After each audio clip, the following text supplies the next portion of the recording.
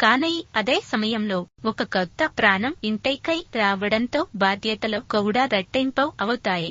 తల్లి ఆరోగ్యం, బిడ్డ సంరక్షణ, భవిష్యత్తు, కుటుంబ సభ్యుల ఆలోచనలు ఇవన్నీ కలిసి ఆనందంతో పాటు కొంత ఆందోళనను కూడా తీసుకువస్తాయి. ఈ రోజు మన కథ కూడా అలాంటి ఒక ఉమ్మడి కుటుంబంలో జరుగుతున్న అనుబంధాలు, ప్రేమ, బాధ్యతలు, రహస్యాలు, భయాలు, సంఘర్షణల చుట్టూ తిరుగుతోంది. చేకు బాబు పుట్టిన తరువాత ఆ ఇంట్లో సంతోషానికి హద్దులే లేకుండా పోయాయి. ఇంటి మొత్తం పండుగ వాతావరణంగా మారిపోయింది. బాబు కోసం ప్రతి ఒక్కరూ ఏదో ఒకటి చేయాలని ఆరాటపడుతున్నారు. ముఖ్యంగా ఆరాధ్య తన చిన్న తమ్ముడైనై చూసుకునే వైతానం అందరినీ ఆకట్టుకుంటోంది. వాడైనై ఎత్తుకోవాలని, వాడైతో ఆడుకోవాలని, కొత్త కొత్త బొమ్మలు కొనిపించాలని, తన దగ్గర ఉన్న డ్రెస్సులో కూడా తమ్ముడికై వేయాలని ఆమె చూపిస్తున్న ప్రేమ చూసి ఇంట్లో వాళ్లంతా మౌరైసైపోతున్నారు. తమ్ముడు ఏడేస్తే వెంటనే వెళ్లి ఊరడించడం, నిద్రపోతే నిశ్శబ్దంగా ఉండడం, లేస్తే నవ్వేస్తూ ఆడించడం ఆమెకు అలవాటైపోయింది.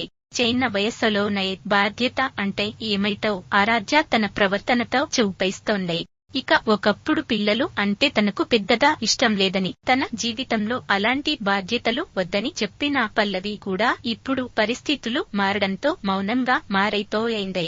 బయటకు ఏమీ మాట్లాడకపోయినా బాబాను చూస్తున్న ప్రతిసారి ఆమె మనస్సులో ఎన్నో భావాలు కలుగుతున్నాయి. ఒకవైపు ఆ చిన్నారి అమాయకత్వం ఆమె మనస్సును కదిలిస్తుంటే, మరోవైపు తన జీవితంలో జరుగుతున్న సంఘటనలు ఆమెను ఆలోచనలో పడేస్తున్నాయి. ఇంట్లో అందరూ బాబు చుట్టూనే తిరుగుతుంటే పల్లవి మాత్రం ఎవరికీ తెలియకుండా తనలో తానే ఏదో నిర్ణయం తీసుకుంటున్నట్టుగా కనిపిస్తోంది. ఇదే సమయంలో శ్రేయ, ఆమె భర్త శ్రీకర్ జీవితంలో మాత్రం ఒక పెద్ద సమస్య నెమ్మదిగా రూపుదిద్దుకుంటోంది. బయటకు చూస్తే ఇద్దరు ఎంతో సంతోషంగా కనిపిస్తున్నా లోపల మాత్రం ఆందోళనతో జీవిస్తున్నారు. శ్రేయ ఆరోగ్యం విషయంలో అత్తయ్య చాలా జాగ్రత్తలు తీసుకుంటోంది. బాలైంతగా ఉన్న సమయంలో తీసుకునే ఆహారం, వైశాంతి, మందులు అన్నీ సరిగ్గా ఉండాలని ఆమె పదే పదే చెబుతోంది. ఎందుకంటే తల్లి ఆరోగ్యం బాగుంటేనే బిడ్డ కూడా ఆరోగ్యంగా పెరుగుతాడని ఆమె నమ్మకం. అయితే ఈ ఆందోళనల మధ్య శ్రీకర్ మాత్రం మరో భయంతో జీవిస్తున్నాడు. అతని ముఖంలో కనిపించే చిరునవ్వు వెనుక ఒక పెద్ద రహస్యం దాగి ఉంది. ఒక సాయంత్రం అందరూ హాల్లో కూర్చుని సరదాగా కబుర్లు చెప్పుకుంటూ ఉండగా శ్రేయ దొంగచాటుగా తప్పించుకున్న జంక్ ఫుడ్ విషయం బయటపడింది. అది చూసిన అత్తయ్య ఒక్కసారిగా కోపం వ్యక్తం చేసింది. బాలైంతగా ఉన్నప్పుడు ఇలాంటి ఆహారం తినడం ఎంత ప్రమాదకరమో ఆమె ఎంతో వివరంగా చెప్పింది. తల్లి తీసుకునే ప్రతి ఆహారం బిడ్డపై ప్రభావం చూపుతుందని, పౌష్టికాహారం మాత్రమే తీసుకోవాలని ఆమె ప్రేమతోనే మందలించింది. మొదట్లో శ్రేయ కొంచెం బాధపడిన తర్వాత అత్తయ్య చెప్పింది నిజమేనని అర్థం చేసుకుంది. ఇకపై ఇలాంటి తప్పు చేయనని మాటిచ్చేయి. ఇంట్లో తయారు చేసే ఆరోగ్యకరమైన ఆహారాన్ని తీసుకుంటానని హామీ ఇచ్చింది. అత్తయ్య కూడా ఆమెను ప్రేమగా దగ్గరకు తీసుకుని ఆరోగ్యం కంటే విలువైనది ఇంకేదీ లేదని చెప్పింది. ఇంతలో ఇంట్లో మరో ముఖ్యమైన కార్యక్రమం గురించి చర్చ మొదలైంది. అదే బాబుకు పేరు పెట్టే వేడుక. అందరూ ఒక చోట చేరి ఎన్నో పేర్లు సూచించడం ప్రారంభించారు. ఒక్కొక్కరు ఒక్కో పేరు చెబుతుండగా చివరకు కుటుంబ పెద్దల జ్ఞాపకాలను గుర్తు చేసుకుంటూ ఒక అందమైన నిర్ణయానికి వచ్చారు.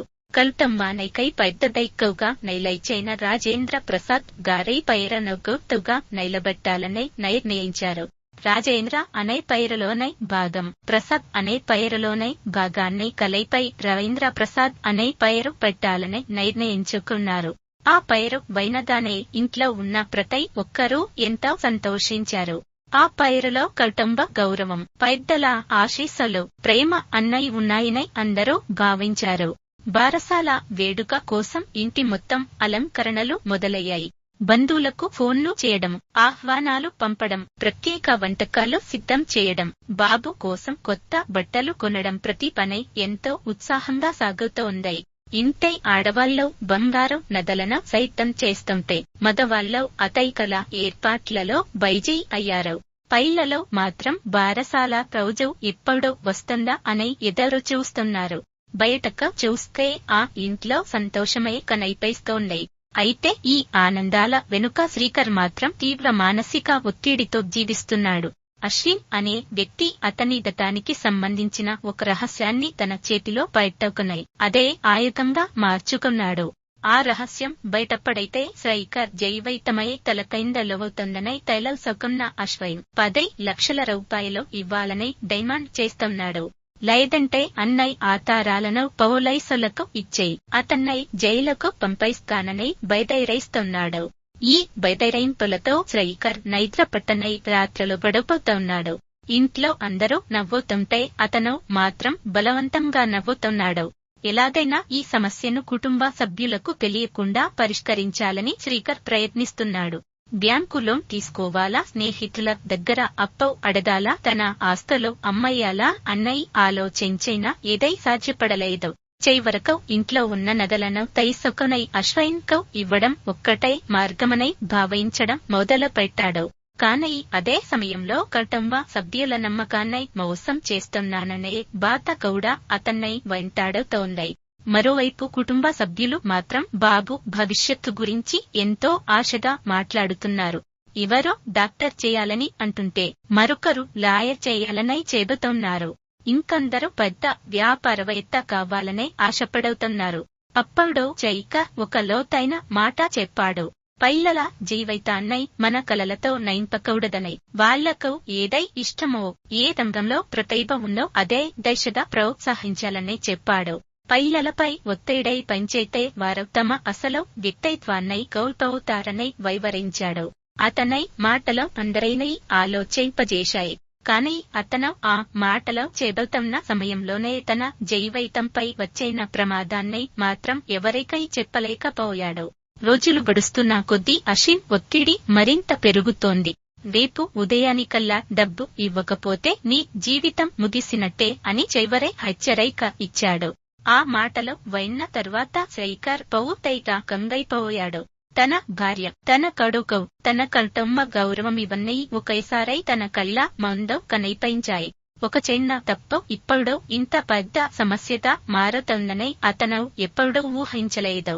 ఆ రాత్రంతా నిద్ర లేకుండా ఇంట్లో తిరుగుతూ చివరకు నగలు తీసుకోవాలా వద్దా అనే నిర్ణయం తీసుకోలేక తీవ్ర మానసిక సంఘర్షణకు గురయ్యాడు.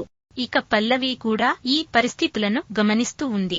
శ్రీకర్ ప్రవర్తనలో వచ్చిన మార్పు ఆమెకు అనుమానం కలిగించింది. అతను ఎప్పుడూ లేని విధంగా ఒత్తిడిగా ఉండడం, ఫోన్ కాల్స్ వచ్చినప్పుడు బయటకు వెళ్లి మాట్లాడడం, రాత్రిలో నిద్రపోకపోవడం ఇవన్నీ ఆమె దృష్టికి వచ్చాయి.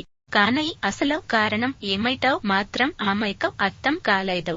మరోవైపు అశ్విన్ మాత్రం తన ప్లాన్ ను విజయవంతం చేసుకోవడానికి ప్రతి క్షణం లెక్కలో వేస్తున్నాడు. మొత్తానికి ఆ ఇంట్లో ఇప్పుడు 2 ప్రపంచాలు నడుస్తున్నాయి. ఒకవైపు బారసాల వేడుకలు, పిల్లల నవ్వులు, పెద్దల ప్రేమ, కొత్త ఆశలు కనిపిస్తున్నాయి. మరోవైపు రహస్యాలు, బ్లాక్ మెయిల్, భయం, మోసం, నమ్మక ద్రోహం వంటి సంఘటనలు నెమ్మదిగా కుటుంబాన్ని చుట్టుముడుతున్నాయి. బయటకు చూస్తే అంతా ప్రశాంతంగా ఉన్నట్టే కనిపిస్తున్నా లోపల మాత్రం ఒక పెద్ద తుఫాను రూపుదిద్దుకుంటోంది. ఇప్పుడు అసలు ప్రశ్న ఒక్కటే, శ్రీకర్ నిజంగానే ఇంట్లో ఉన్న నగలను దొంగతనంగా తీసుకుని అశ్విన్ కు ఇస్తాడా, లేక చివరి క్షణంలో నిజం చెప్పి కుటుంబ సభ్యుల సహాయం కోరుతాడా? పల్లవి అతని రహస్యాన్ని ముందుగానే కనిపెడుతుందా? అశ్విన్ చేతిలో ఉన్న ఆ రహస్యం అసలు ఏమైతే? బారసాల ఆనందం మధ్య ఈ బ్లాక్ మెయిల్ వ్యవహారం బయటపడితే కుటుంబ సభ్యులు ఎలా స్పందిస్తారో? ఒక చిన్న తప్పు వల్ల ఇంత పెద్ద కుటుంబం విడిపోయే పరిస్థితి వస్తుందా, లేక అందరూ కలిసి ఈ కష్టాన్ని ఎదుర్కొని మరింత బలంగా నిలబడతారా? కుటుంబ బంధాలు, నమ్మకం, ప్రేమ, బాధ్యత, స్వార్థం, భయమి అనే భావోద్వేగాల మధ్య జరిగే సంఘర్షణే ఈ కథలోనే అసలు బలం. రాబోయే ఎపిసోడ్లలో ఈ మలుపులు ఎలా మారతాయో చూడటం నిజంగా ఆసక్తికరంగా మారేది.